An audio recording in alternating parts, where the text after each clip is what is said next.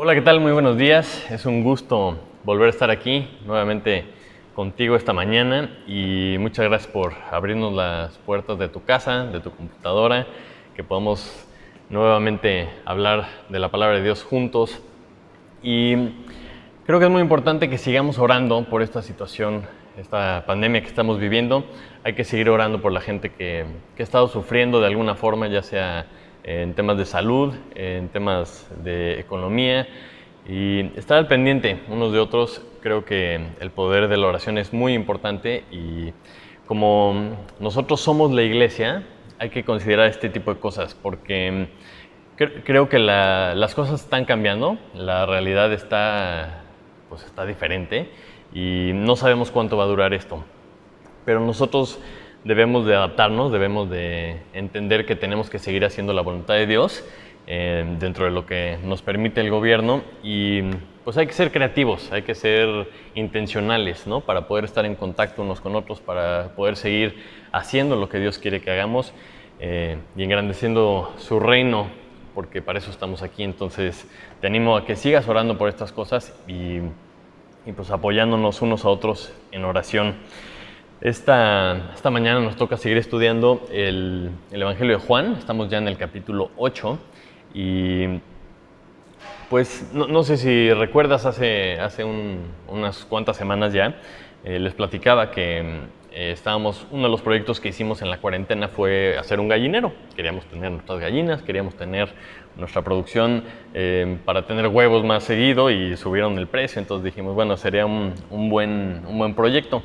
Y entonces ahora que ya lo tenemos, es curioso que es como una pecera, porque puedes quedarte ahí viendo horas, ¿no? Con lo que hacen las gallinitas. Es muy simpático verlas haciendo sus ruiditos, como rascan, ¿no? Se la pasan comiendo todo lo que se mueve y pues están muy simpáticas y es muy divertido.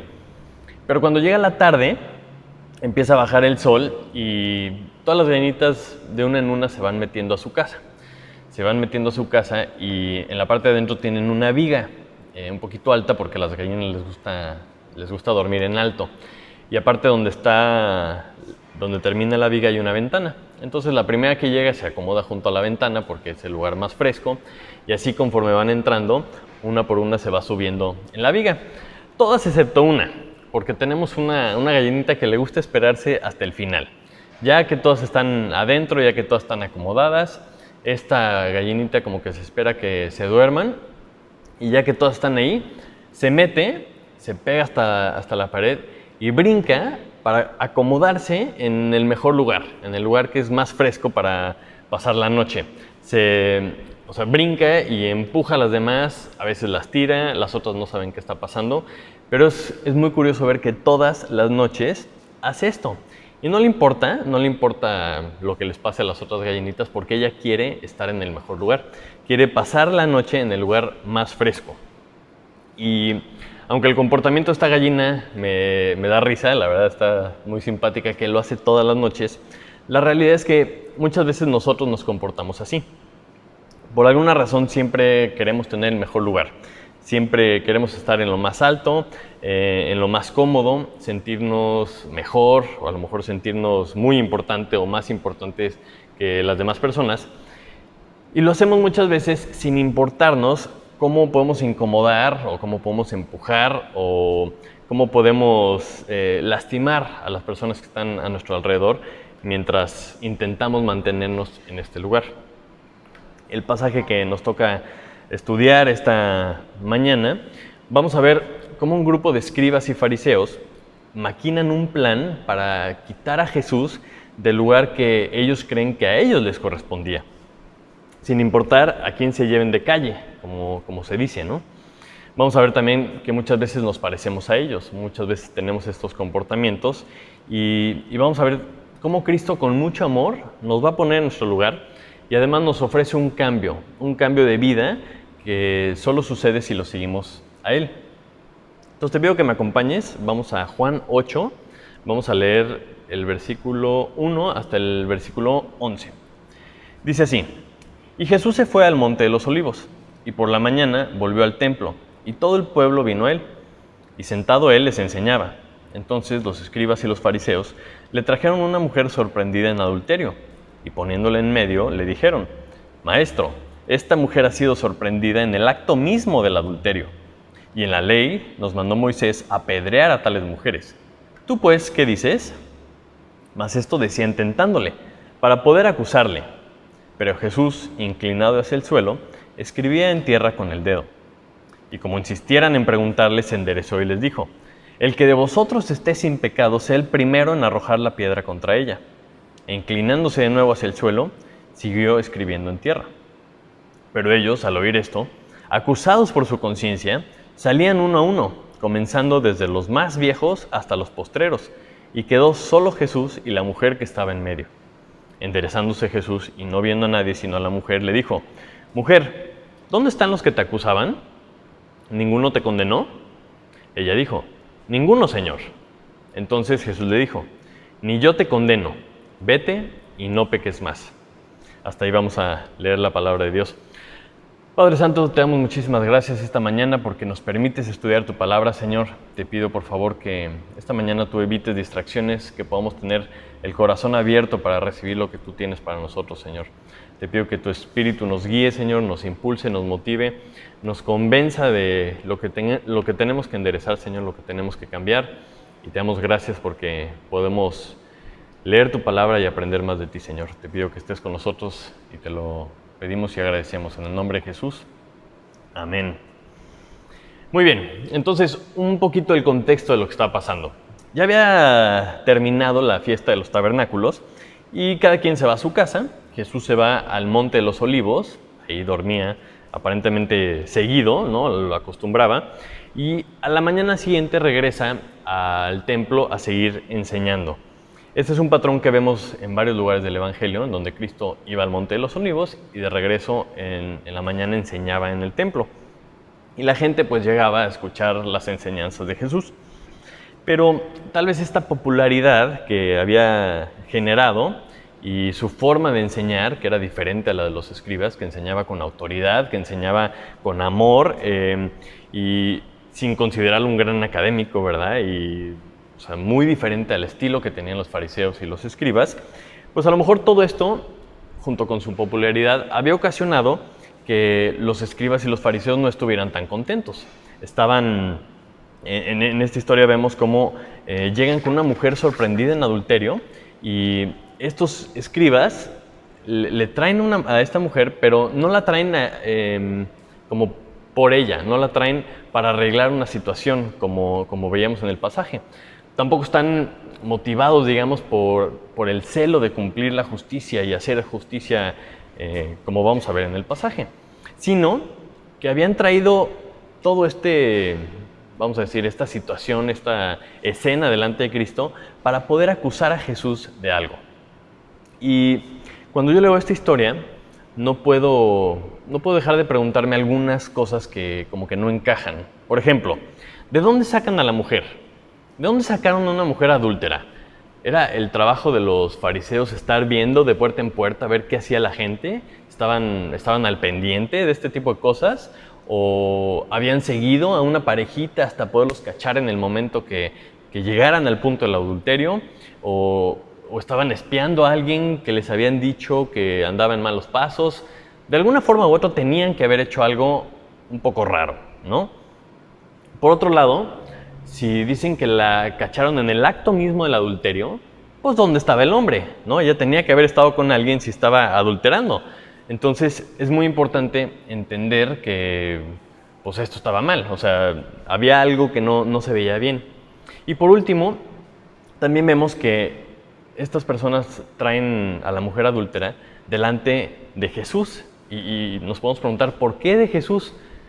O sea, ¿qué les importaba a ellos la opinión de alguien que para ellos no era muy importante, era un simple carpintero? ¿Como para qué? ¿No? O sea, ¿qué no tenían ellos la autoridad suficiente como para ellos decidir qué hacer o qué era lo correcto de hacer con esta mujer? Entonces, si vemos todas estas señales, vemos las cosas que como que no encajan, vemos que algo no estaba bien, vemos que había algo raro. Entonces vamos a ver qué es lo que dice la Escritura para tratar de entender cuál era el plan que habían armado estos escribas y fariseos para tratar de hacer caer a Jesús, para poder también entender qué les contesta Jesús, por qué les contesta lo que les dijo, y además tratar de aprender algo nosotros de esta historia. Entonces, lo primero que me gustaría preguntar es, ¿por qué escogieron llevar a una mujer acusada de adulterio delante de Jesús? Dice el versículo 3 al 5, los escribas y los fariseos le trajeron una mujer sorprendida en adulterio, poniéndola en medio. Le dijeron, maestro, esta mujer ha sido sorprendida en el acto mismo del adulterio, y en la ley nos mandó Moisés apedrear a tales mujeres. Levítico 20:10 nos dice, si un hombre cometiera adulterio con la mujer de su prójimo, el adúltero y la adúltera indefectiblemente serán muertos. Éxodo y Deuteronomio también nos dice claramente, no cometerás adulterio. Entonces, ellos les quedó muy bien encontrar a una mujer en adulterio porque este pecado claramente estaba mal. Estaba muy claro que no podían cometer adulterio y que tenían que morir los que encontraran en esa situación. Ellos ya habían tenido varias discusiones, si lo recuerdan, con el tema del día de reposo. Y habían fallado, no le habían podido ganar, vamos a decir, las discusiones. Y entonces un pecado que no tuviera tantas variables, porque si recuerdan, el día de reposo se había vuelto algo más de tradición que de lo que decía la Biblia, que lo que decía la ley. Entonces el adulterio presentaba la oportunidad perfecta para que fuera un pecado que no tuviera alternativa.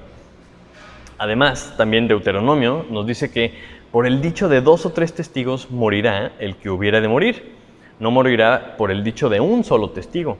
Y lo vuelve a repetir más adelante. Solo por el testimonio de 2 o 3 testigos se mantendrá la acusación. Entonces, por lo que le estamos leyendo aquí, llegan varias personas, varios testigos, de modo que no pudiera objetarse lo que habían hallado, lo que habían descubierto. Y boom, ¿no? O sea, arrinconan a Jesús desde el punto de vista de ellos porque solamente tenía 2 alternativas. Jesús solamente podía decir 2 cosas. La primera era que no la apedrearan, diciéndole, no, por favor, no la vayan a apedrear. Entonces, de esa forma lo podrían acusar de ir en contra de la ley de Moisés. O la alternativa era que dijera, sí, adelante, es más, yo agarro también unas piedras y los apoyo. Entonces, mostrándole a la gente que no era tan amoroso y tan misericordioso. Según ellos, era una trampa maestra, era una trampa que lo dejaría sin escapatoria. Y lo que ellos buscaban es que Jesús quedara mal delante de la gente que estaba ahí escuchando. Pero esto es lo que ellos pensaban. Porque tenemos que ver, primero que nada, que estas personas se presentan delante de Cristo con unas muy malas intenciones. Y aquí vemos el ejemplo típico de personas que están aferradas a su posición.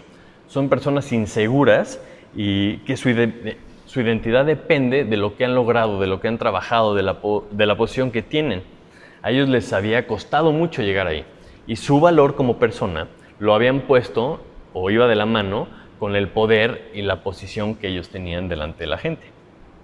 Y hemos visto varios ejemplos de esta forma de pensar que tienen ellos, porque no valoraban a la gente que no era como ellos.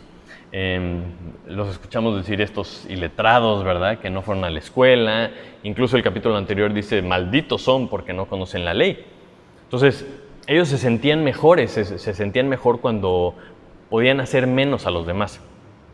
Y pues esto evidencia un poco su egoísmo o su inseguridad. Y es como cuando llega una persona nueva al trabajo. Normalmente la gente pues no los trata muy bien. Imagínate que llega un joven, ¿verdad? Que se ve que tiene ganas, que es un recién egresado, a lo mejor es su primer trabajo. Y tú llevas muchos años ahí, pero detectas que a lo mejor tu posición está en riesgo. A lo mejor me quitan mi puesto. Entonces tú empiezas a pensar, yo no le voy a ayudar, yo no tengo por qué ayudarle, que él trabaje, ¿no? O sea, que le cueste como a mí me costó. Yo cuando entré nadie me ayudó y yo he llegado hasta donde estoy por lo que yo trabajé. Entonces, a lo mejor este tipo de cosas te empiezan a desviar a Fariseilandia, ¿no? Empiezas a maquinar algunas cosas, empiezas a no mostrar el amor que deberías. Y no solo eso, sino a lo mejor empiezas hasta a maquinar cosas para resaltar las fallas que tiene esta persona nueva. Y te gusta hacerlas notar enfrente de los jefes. No vaya a ser que se les ocurra, ¿verdad?, que me quiten mi puesto. Y no solo eso, sino que te alegras en las fallas que tiene esta persona, porque si él queda mal, entonces yo quedo bien. Yo puedo seguir pensando que, bueno, yo soy mejor. Entonces empezamos a comportarnos como estaban comportándose estos fariseos, que pues estaban frustrados, estaban a lo mejor con mucha envidia por el éxito que había tenido Jesús, estaban molestos con él por su popularidad y pues la gente lo seguía porque enseñaba con autoridad y al parecer, pues mientras más brillaba Jesús, ellos sentían que eran más opacados. Y es interesante ver cómo ellos utilizan la palabra de Dios a medias, ¿verdad?, para justificar su plan, y además utilizan a dos personas que para ellos no tenían mucho valor. Primero, una mujer pecadora, una mujer adúltera, que lo que se merecía era ser apedreada. Y por otro lado, un carpintero que pues ni siquiera había ido a la escuela. Entonces ellos están usando a las personas para sus propios propósitos y lo que querían era enseñarle o demostrarle a la gente, al humillarlos a ellos dos, de que ellos eran mejores, de que ellos deberían estar en el lugar que Jesús estaba tomando. Pero a Jesús no le toma por sorpresa nada, Él sabe lo que está pensando la gente, sabe nuestros corazones, sabe nuestros pensamientos y no lo agarran en curva. Vemos cómo reacciona ante el ataque que nos dice el versículo 6. Dice, mas esto decían tentándole para poder acusarle. Ahí vemos claramente las intenciones, no estaban tratando de hacer otra cosa, querían tentarle para tener alguna causa para poderle acusar.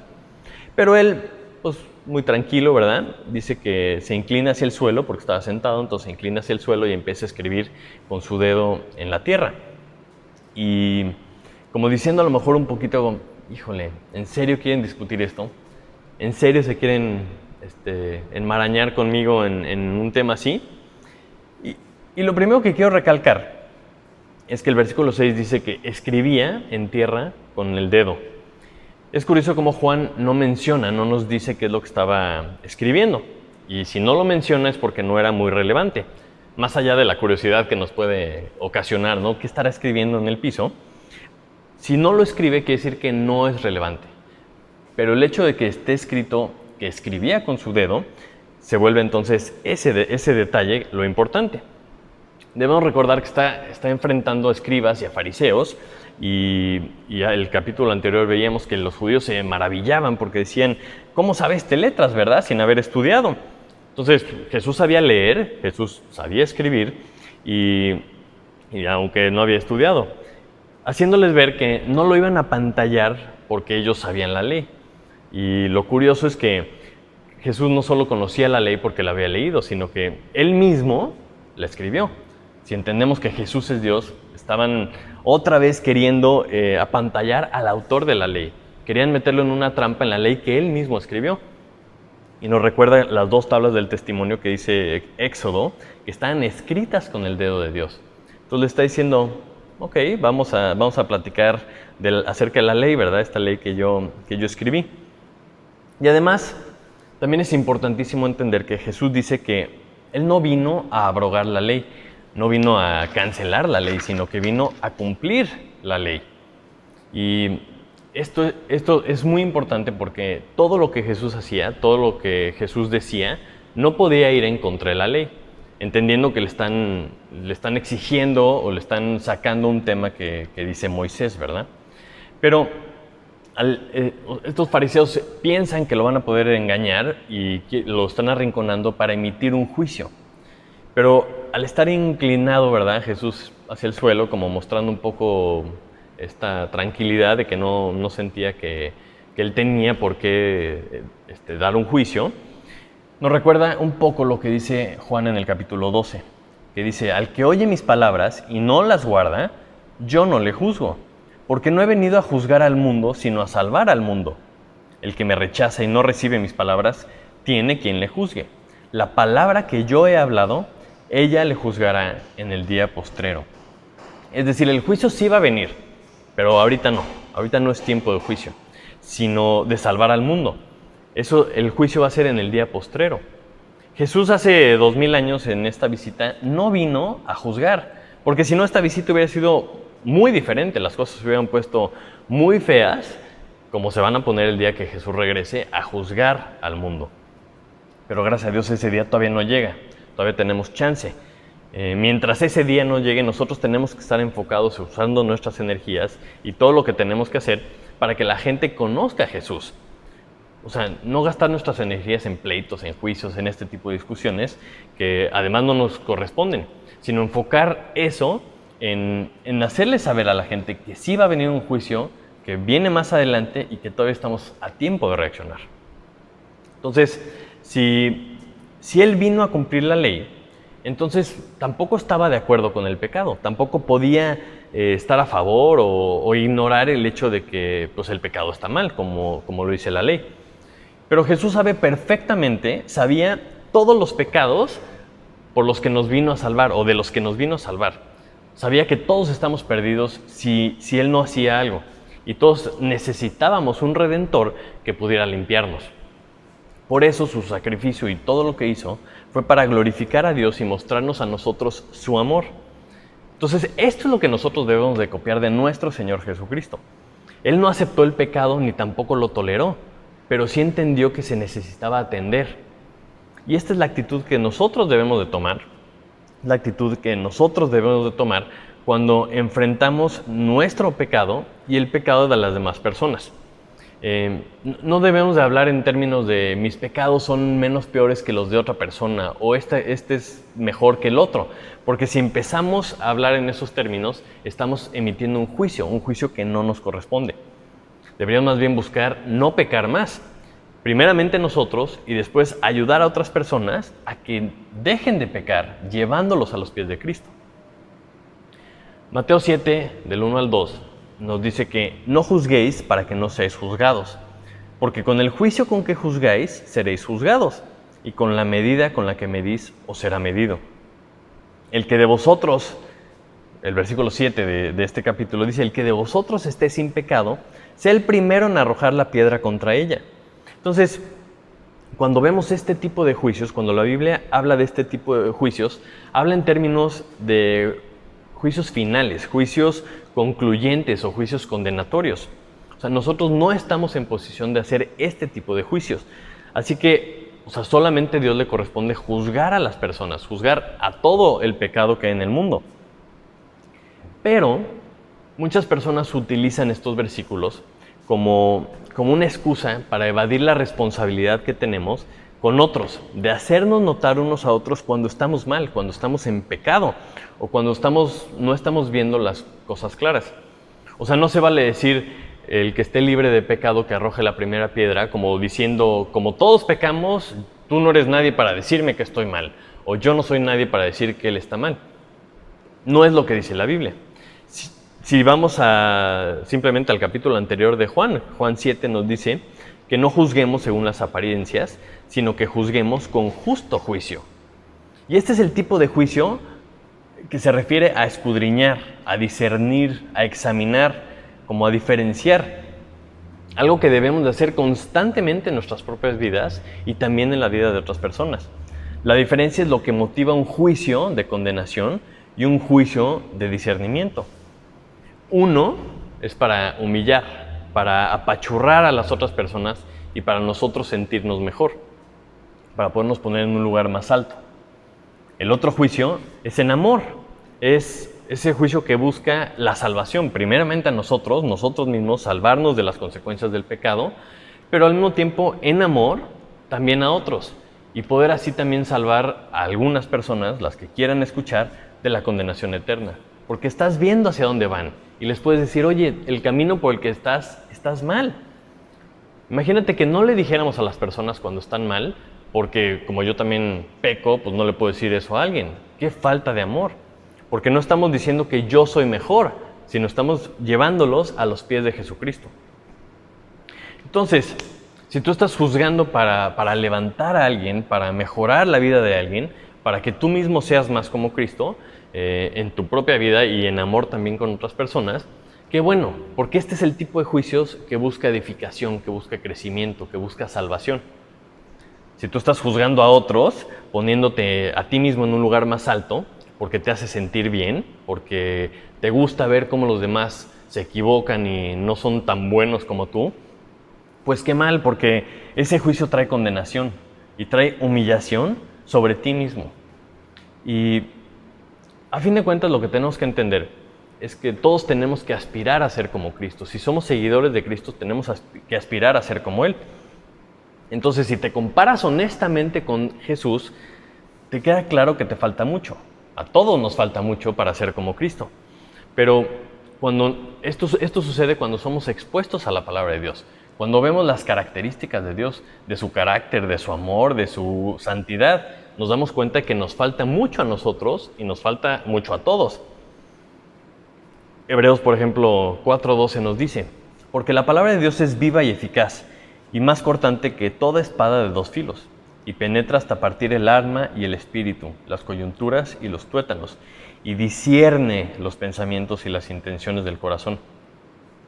Por eso cuando Jesús habla en el versículo 7 y se vuelve a inclinar hacia el piso para seguir escribiendo, dejó un poquito de tiempo para que surtiera efecto lo que les acababa de decir. O sea, porque según la ley, tú no podías acusar a alguien si tú no estabas limpio de pecado, si tú estabas haciendo algo mal. Entonces, el versículo 9 nos dice: pero ellos, al oír esto, acusados por su conciencia, salían uno a uno, comenzando desde los más viejos hasta los postreros. Dice, acusados por su conciencia, sabiendo que lo que estaban haciendo estaba mal, sabiendo que sus intenciones no eran puras. Estaban dispuestos a matar a esta señora, haciendo el juicio mal, porque estaban muchas cosas mal de este juicio, y solo para poder hacer que Cristo tropezara en algo, sus propias conciencias seguramente no los dejaron tranquilos. Y desde los más viejos hasta los más jóvenes salieron de uno por uno. Se alejaron avergonzados, y pues porque su plan falló. Salió a relucir su pecado. Y sus maquinaciones, estas que habían hecho en lo oscuro, fueron reveladas a la luz de la palabra de Dios. Pero en contraste, la mujer se quedó ahí.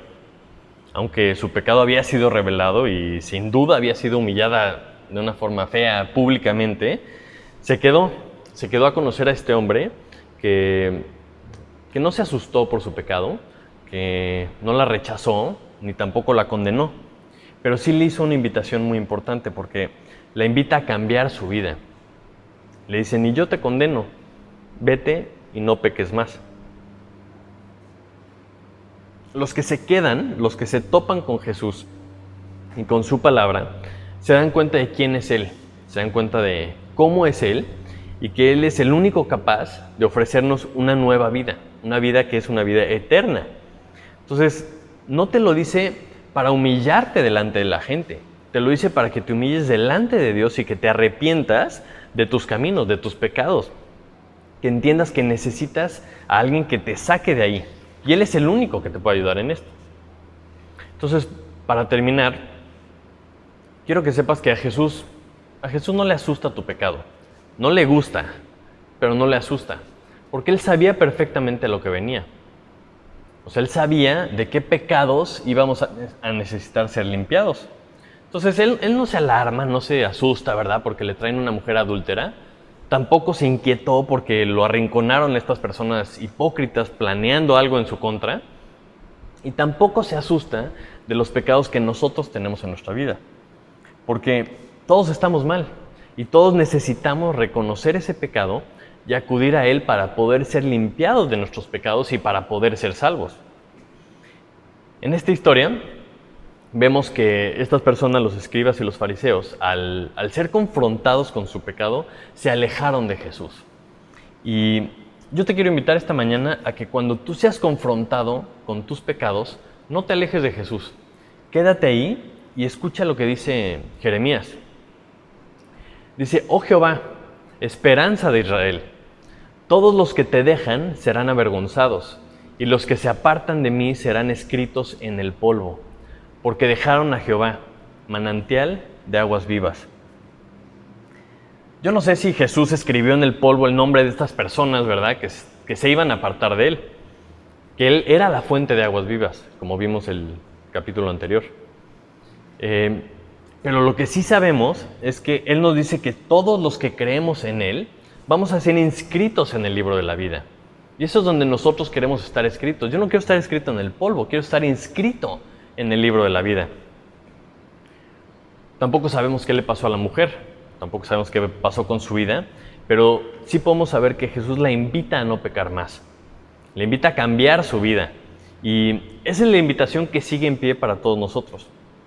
Porque delante de Dios todos necesitamos esa misma salvación que solamente el Hijo de Dios puede ofrecer.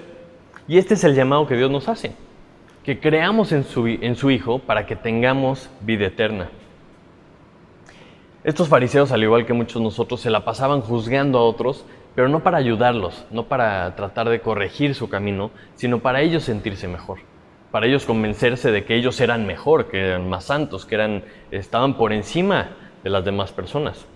Entonces, si alguno de nosotros tenemos estas actitudes, yo creo que en vez de gastar tantas energías en estar criticando, en estar juzgándonos unos a otros, deberíamos mejor de enfocarnos en amarnos unos a otros, en ser ejemplo unos a otros y en corregirnos en amor unos a otros. Y es ahí donde la invitación de Santiago tiene sentido, donde dice que si alguien se ha extraviado del camino, lo hagamos volver del error de su camino, porque entonces salvaremos un alma de la muerte y se cubrirán multitud de pecados. Y ese debe ser nuestro enfoque, porque Jesús no vino a juzgar al mundo, vino a que las almas se salvaran, que los pecadores fueran salvos, no que se perdieran las almas. No vino a juzgar al mundo para que se perdiera el mundo, su interés era salvar al mundo. Y si nosotros somos seguidores de Jesús, esa debe ser nuestra meta también. No crecernos, no creernos mucho, no ponernos por encima de los demás para humillarlos a ellos y levantarnos nosotros, sino más bien humillarnos a nosotros mismos para que los demás puedan ver el amor de Cristo.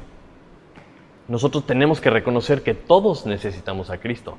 Y esta humillación delante de Él, este reconocimiento de nuestro pecado para arrepentirnos de eso, es lo que a lo mejor puede puede demostrarle a la demás gente el amor que Cristo tiene, que Cristo tuvo hacia nosotros y que tiene para todo el que cree en Él.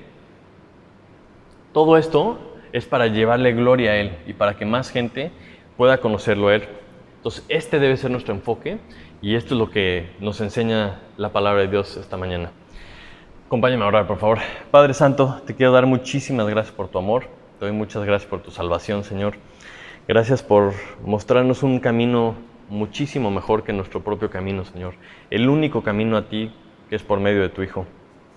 Te pido, por favor, que te sigamos, que no pequemos más, Señor, que cambiemos nuestra vida para glorificarte en todo lo que hacemos, Señor.